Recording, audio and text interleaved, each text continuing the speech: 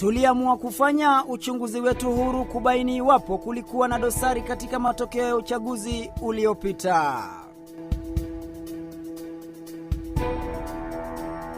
Hizi ni fomu 34 za data ya IEBC tuliofanikiwa kupata, fomu ambazo ziliwasilishwa katika Mahakama Kuu wakati wa uchaguzi tetesi.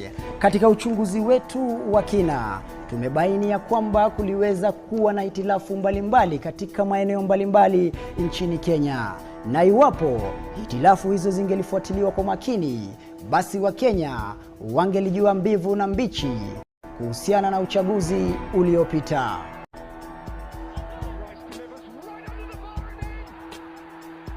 Ni fomu tulizofaulu kupata, fomu kadhaa ambazo zinaonesha hitilafu katika maeneo mbalimbali humu nchini.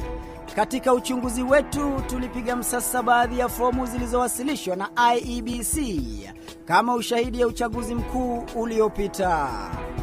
Tulichagua eneo bunge la Turkana Kaskazini na Kati, Igembe Kaskazini, Tigania Mashariki, Tigania Magharibi, Aldai, Kapenguria, Embakasi ya Kati, Narok Kusini, Laikipia Magharibi, Mvita, Ruiru na Matayos.